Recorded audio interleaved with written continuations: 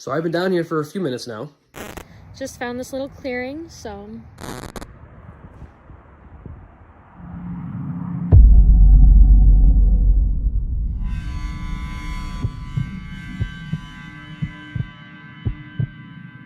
This story from a couple years ago is without a doubt one of the most horrifying things that has ever happened to me. It's one of those stories that makes me think in retrospect that I'm lucky to be sitting down writing this. I say that because it wasn't until hours later that I realized just how lucky I was. I'll try my best to tell this story, but please go easy on me. I'm not a writer, and I always hated writing in school. I'm sharing this story as a reminder that you never know who could be out there in the world with dark intentions. A few months before the incident I'm about to describe, I moved to a quiet, mostly rural area. I don't love the hustle and bustle of the city, so to be in a quiet neighborhood with not a lot going on was ideal for me. It didn't take me long to get acquainted with the surrounding area, specifically the forests around my new neighborhood.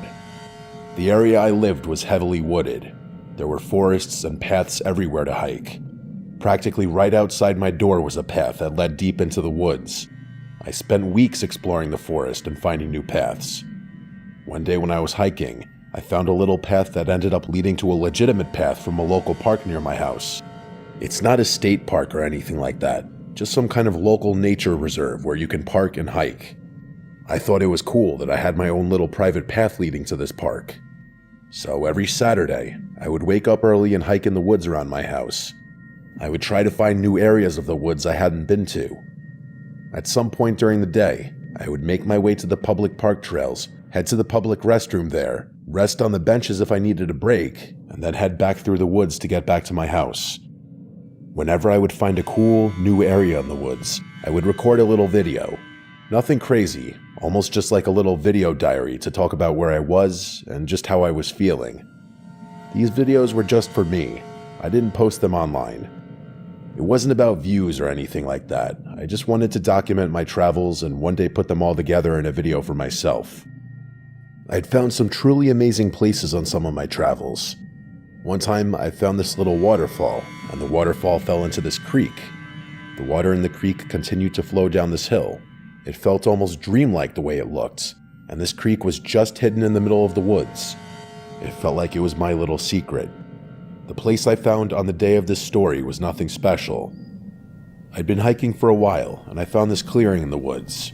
There was a small swamp there, and I found it kind of peaceful. Even though it wasn't this amazing gem like the creek, it still felt peaceful to me. I remember feeling uncomfortable that day when I was walking through the woods. I didn't know why. I just had that bad feeling. I felt on edge. Every sound I heard in the woods made me tense up. I had walked these woods so many times at this point, and I never felt like this before. So when I got to the swampy clearing and felt that moment of peace, it just felt nice. I pulled out my phone to record a video. I recorded a video that lasted maybe a few seconds describing the area and how I was feeling. As soon as I was done recording and taking in the area, I started making my way to the public trails. Eventually, after making it to the trails, I made my way to the public restrooms. As I walked out of the bathroom, this man in a black hoodie, purple hat, and sunglasses came right up to me and said, "Hey there." He said it with a lot of confidence, almost like he knew me. I said hi back politely, if not a little surprised. He made some weird joke about us almost bumping into each other, and I just laughed awkwardly and walked away. As I was walking away, I could hear him following me. I turned around, and he waved and said, "Looks like we're going to hit the same trail." I smiled, but I was feeling major creep vibes from this guy. I told him I was actually waiting for someone, and I was just stretching. He nodded and said okay, and continued walking several feet. Then he turned around again, walked back toward me, and asked if I could help him. He said that his car was messed up and that he needed help getting it going. He said he knew how, but his hands were too big, and he asked if I could use my small fingers to pop the hood. According to him, his car hood sticks, and he needs small fingers to pop it enough so he could open it. It seemed weird and sketchy to me. I made a comment about how he just said he was taking the same path as me, and now he wants my help with his car instead. Then I doubled down on the statement that I was waiting for someone, which wasn't true. He laughed and said he was going to take that path to get to the car. even though the parking lot was in the other direction. My creep meter was overflowing at this point, and I considered just going into the bathroom, locking the door, and calling someone to pick me up. I didn't know if this guy was just trying to get my number and he was just bad at talking to women, or if he was an actual creep. Thankfully, this couple walked by, and I walked right up to the woman and greeted her as if I were an old friend. The woman was confused at first, but she took one look at my face, and I think she realized what was going on. The creepy guy started to linger awkwardly for a second. It was like he was trying to see if I was bluffing. I started making small talk with the couple, even going as far as to ask them how their parents are doing. A minute or so passed, and the creep started walking in the direction of the parking lot. When he was out of earshot, I thanked the woman and her boyfriend for playing along and told them that this guy was just standing outside the bathroom waiting for me, and that he wouldn't leave me alone. I know I didn't directly tell him to leave me alone, but come on, read the room. Not to mention, he was giving off major creep vibes, and me being alone in the woods, I just wasn't taking any chances. I watched the man get into a small red sedan. I believe it was a red Chevy Cruze, and then he drove away. They offered to call the police, but I told them that that was okay. The couple stayed with me for a little bit, made sure I was okay and that the purple hat man didn't come back. Then we went our separate ways. They did insist on driving me home, but I told them that that was okay. I'd rather walk since I didn't live that far. I practically ran back to my house that afternoon. It was such a weird day. From that horrible feeling when I was hiking, to the creep at the bathroom, I just couldn't wait to get home and relax with a glass of wine. Unfortunately, my relaxing night was about to shatter. I started going through the pictures in the video from that hike, and something caught my eye in the video. I played it again, and my heart stopped. Just found this little clearing, so I'm probably going to head back to the bathroom here in a minute and head home. In the background of the video, just in the tree line, was the man with the purple hat. While I was talking, giving my hike update, you can see his purple hat and black hoodie just over my shoulder. It was the same man from outside the bathroom. I didn't know what to do. I didn't know if I should call the police or not. I started to freak out thinking about the man. How long had he been following me? Did he know where I lived? But most terrifying to me was that I had no idea what he intended to do. He clearly was trying to follow me back into the woods, and then when I stopped, he wanted me to join him at his car. The same car that was supposedly broken, even though he got right in and drove away. Once I started adding up the pieces, I called the police department and reported everything. The police searched the area and conducted a little investigation, but as far as I know, they never caught the guy. I never hiked alone after that, and I moved away about a year after this happened. I hate that I don't even know that couple's name because they honestly probably saved my life. Be careful out there, my friends, because you never know who's out there, lurking just behind you, waiting for the perfect moment. Thankfully, that purple hat guy never got his moment, and I hope he never does. I found the video from that day and attached it to the story. On its own, the video may seem harmless, but once you know all the details, this short clip becomes a nightmare.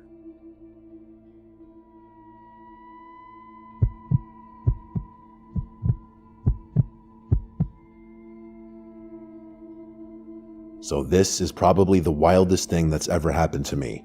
And to make it even more insane, I can't believe I actually caught it on video. Let me set the stage. My friend Ron and his wife Tina had just bought this new house. This was probably like 4 years ago, I think. At first, everything seemed amazing for them. A nice little house in a safe and quiet neighborhood. A few months after moving into the house, I met up with Ron for some drinks, and I asked him how the new house was treating him. He started acting a little weird. When I continued to press him on the house, he finally caved in and told me what was bothering him. He and Tina were convinced that the house was haunted. I can be kind of a jerk sometimes, and I started to laugh as soon as he told me. I asked him why he thought his house was haunted, and then he gave me the entire story. For starters, apparently someone did die in the house, something the real estate agent did in fact disclose before they bought the house. So this wasn't a surprise, and it's what actually made the house cheaper for them to purchase. Because of that little bit of information, Ron and Tina had convinced themselves that the ghost of this dead person was haunting their house. I'm not a believer in ghosts or anything else paranormal. It's just not my thing. I'm not a horror or true crime fan. That's probably why I always dismiss people when they start talking about spirits or anything like that. I started pressing Ron a little more. I said to him that just because someone died in the house, it doesn't mean that it's haunted. He continued to give me more of the story. He told me that every night, he and Tina wake up at some random hour. There are strange noises that seem to come from everywhere in the house. He insisted that it wasn't just the pipes or the house settling. He said it was like something bumping into furniture and moving around. They would wake up in the morning and furniture would be slightly moved. Things that were on the counter would be misplaced or moved completely. Ron said that on one occasion, he left his favorite Miami Dolphins coffee mug on the counter, and in the morning, it was gone. They searched everywhere in the kitchen, and it was just gone. Ron claimed that he didn't think it was anything paranormal at this point. He was still just weirded out by everything, and all the strange events must have just been some kind of weird coincidence. That all changed a few nights before Ron decided to tell me this story. Just like several nights prior, he and Tina woke up in the middle of the night. It sounded like a crash coming from the basement. Wanting answers, he went down to investigate, even though he was terrified. The basement is loaded with boxes and storage, so he said it was impossible to be able to tell if anything had just fallen over. Apparently, while he was down in the basement, something moved in the corner of the room, and Ron ran out of there so fast and hadn't gone back since. He started calling all these strange things happening in the house paranormal activity, like the movie, and just like in the movie, he was terrified that if he kept antagonizing it, things would get worse. All of this seemed ridiculous to me. I was trying not to laugh because I could clearly see that Ron was upset. I was politely trying to remind him that paranormal activity is just a movie, and you can't antagonize something that's made up. That set him off. He was well aware of how he sounded, and that was part of the reason he was so upset. He knew this sounded crazy, and yet he hadn't slept well in weeks. Now he's terrified to sleep at his own house. He even told me that he and Tina had slept at a hotel the last 2 nights. They didn't want to sleep in the house until they could figure out a rational solution to this absurd problem. He was practically in tears trying to explain this to me. He said it was like an extreme phobia. Ever since he went into the basement, he's convinced himself that something is down there, and he said he's physically unable to go downstairs. I still couldn't tell if Ron was pulling a prank on me or if he was serious about all of this. Even as I write this, I'm shocked all over again that Ron and Tina thought their house was haunted. This just seemed so irrational to me. I was starting to feel bad for Ron. He was so upset, he could barely get the words out now. Because I thought this was ridiculous, I offered to check the basement for Ron thoroughly. I told him that they just need to calm down a little bit and come to their senses. I said I would check every corner of the basement and make sure no ghouls are present, and that whatever noises and weirdness they're experiencing can be explained somehow and some way. He was hesitant at first because he thought my being there might antagonize the spirit, but I shut that down quickly. I remember Tina fighting with Ron on the phone after this because she didn't want me to check it out. She was 100% convinced that this was paranormal in nature, and I, along with both of them, would be in trouble if I went and looked in the basement. After the call, Ron said he would drive me to the house, but he was going to wait outside, and that we couldn't tell Tina. I was a little sketched out by that, but I wanted more than anything to prove to them that nothing was down in their basement. When we got to the house, Ron begged me one more time not to antagonize the spirit, just in case. I just nodded and walked into the house. Me being me, I fully intended to antagonize the imaginary ghosts to prove that they don't exist. Before going into the basement, I walked around the house, and nothing seemed weird or out of the norm, other than a nasty odor. And before anyone starts to think that the odor was like demonic in nature or whatever, it wasn't that kind of odor. It was like body odor. Finally, I went into the basement. It was a mess. There were boxes everywhere. After looking around for a second, I started shouting for the ghosts to appear. And just like you may expect, there were no ghosts or any other paranormal events happening. I was about to leave, and then I decided to have a little fun at Ron's expense before leaving. I pulled out my phone and started recording a little video. I was recording in selfie mode just because I was only going to show this video to Ron as a joke. I made a comment in the video about how there aren't any ghosts, and as you can see, there's nothing but storage down here. I turned around and lifted the camera a little bit to show the storage over my shoulder, and as I did that, I thought I saw something weird in the corner of the screen. So I moved the camera back a little bit, and sitting right there was some creepy old guy. Not a ghost or demon, but a sickly old man. I wish I'd continued recording, but out of instinct, I just turned it off and ran. So I've been down here for a few minutes now, and I haven't seen any ghosts, monsters, or any paranormal activity at all. Nothing except all of your useless storage down here. Oh my god. When I got upstairs, I slammed the basement door and held it shut. I heard the old man screaming on the other side of the door. The scream was more of a painful wailing. I continued to hold the door shut with one hand and called Ron with the other.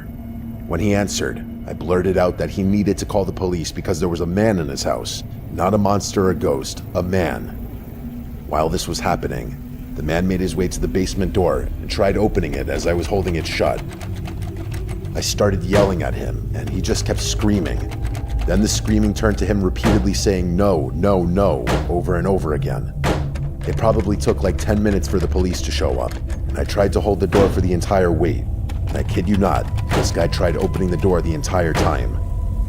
As soon as I heard the police cars roll up, I let go of the door, and the man busted through it. I should have waited until the police were in the house. There was a moment when I was standing face to face with this old man. He was clearly insane. His eyes looked almost plastic. He screamed in my face so loudly that it knocked me over, and then he ran out the back door of the house. I tried chasing him, but the old guy was deceivingly fast. I started yelling for the cops, who were just now jogging through the house with no urgency whatsoever. I told them that the guy ran out the back door, and I didn't see which direction he went. The cops looked for a bit, but couldn't find the guy. Ron called Tina and told her what happened. She was angry at first, but then just in shock over everything. We went into the basement to check everything out after that. The awful smell was clearly the body odor of this man. In the corner of the basement was a small pillow and a little blanket, and the smell was the worst over there. Also next to the blanket was Ron's Miami Dolphins mug. I gave the cops the video, and I don't think they caught the guy. At least not to my knowledge.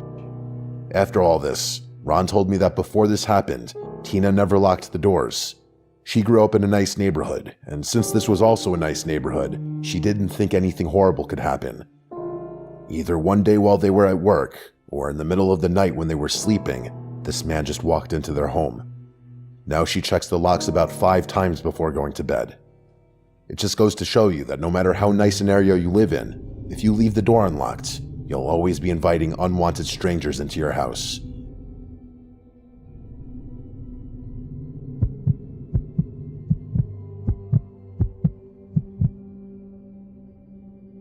About a month ago, I was asked to house and dog sit for my boss. It was only for a few days, and his dog Max was the easiest and most chill dog ever. Not to mention, my boss is rich, and I needed the money. So this job was an easy yes to make some extra money on the side. One thing that sucks about me is that I struggle to sleep when I'm not at home. I won't use the word insomniac, but it sometimes feels like that. I guess it could be nerves, but I don't know. I just don't sleep well when I'm not in my own bed. Being proactive and knowing I was going to stay up late, I brought over my Nintendo Switch. I decided I was finally going to play the remake of Paper Mario: The Thousand-Year Door. That was all I did almost the entire first night. The next night, I took Max outside for a late night walk a little after 10 p.m. I walked him just around the neighborhood a little bit. While I was walking back, I thought I saw someone standing by the boss's house. I slowed down and tried to squint the best I could, but it was just too dark to tell. As I got closer, I didn't see anyone. The darkness will always play tricks on your eyes, especially if you're somewhere you're unfamiliar with. I got back inside and started playing my game. It was about 1 a.m., and I remembered that I had left my charger for my phone in the car. I went outside to grab it, and a few houses down, just standing outside, was a person. They weren't doing anything objectively wrong or scary. It was just weird that someone dressed in all black was standing outside at 1 in the morning. Even if they were walking, it wouldn't have been as weird. It was only because they were standing there that it was weird. Ultimately, I ignored it. My thought process was that it was just someone who lived in the house over there, and he just happened to be outside at the same time as me. Maybe he was looking at the stars. After all, I was also outside at 1 in the morning. I went inside and continued playing the game for about 2 more hours. I shut the game off and started scrolling on my phone. I thought I kept hearing this noise. and it was starting to annoy me. I couldn't tell exactly what it was, but it sounded like it may have been a tree branch rubbing against the house, or maybe even an animal. The noise was making me anxious for some reason. I think it was because I didn't know what it was, and I wanted to. I got off the couch and looked out the window in the living room. I jumped back as soon as I looked outside, because a person was running away from the window. I got up and ran to the other window, and by the time I got to the window and looked, nobody was there. My adrenaline was pumping. I was trying to process what reason someone would have to be creeping near the house. I contemplated calling the police, but I decided not to. Call me crazy, but I just didn't feel that threatened for some reason. It wasn't like the person was trying to break into the window. The person was close to the window, yes, but when I looked, he was running away. I realized there isn't a way for me to put this that doesn't make me look like an incompetent idiot for not calling someone. Even if this person wasn't trying to break in, they were still trespassing and clearly up to no good. But I'm an idiot, and I just let it go. The next day, I called my boss and told him about the weird visitor the previous night. Believe it or not, he was even less bothered than I was. He told me that in the neighborhood behind his house is a bunch of houses where young teenagers live. He told me that they cut through his yard all the time, and one time he even caught a few of the kids looking into his house windows. He claimed they were harmless, but it still gave me an uneasy feeling. I didn't care if they were just kids. I wasn't trying to get spied on. That night, I decided to take Max for another walk. This time it was a little later. We went at 11 instead of 10. When I was coming back to the house, I was looking for any signs of a person, and just like the night before, I thought I saw someone standing right by the house. Instead of slowing down, this time I started to speed up. As I got closer, it was definitely a person standing outside my boss's house. When I was close, I saw the person run behind the house. I brought the dog inside the house and then ran back outside, trying to scare whoever was messing with me. I went to the backyard and looked around with a flashlight, but I didn't see anyone. I looked all around the outside of the house for several minutes and I saw nobody.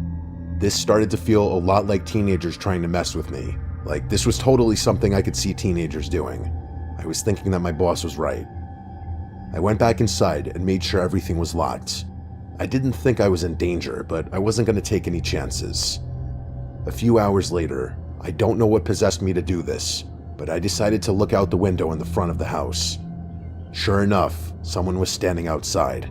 Not right outside the window or anything. They were under the streetlight that was on the grassy median across the street from the house. I just watched the person for a few minutes. It was weird. The person didn't move at all. They were just standing there looking in the direction of my boss's house. I still didn't know if this was a teenager playing a prank. If it was a joke, it was a weird one. I didn't see anyone else around, so I couldn't imagine the joke's payoff would be good. Then I made probably the single dumbest move I've ever made in my life. I went outside and started shouting at this person, trying to get some kind of reaction. Nothing crazy. I was just saying hello and asking if I could help them with something. They still didn't move. After that, I announced to them that I was going to start recording them. I just wanted my boss to believe me. That's why I decided to record the person. I started recording and tried to focus on the person. It was dark, so I couldn't see that well. While I was recording, with no warning, the person started to charge after me. This wasn't a light jog either. This person was hauling fast after me.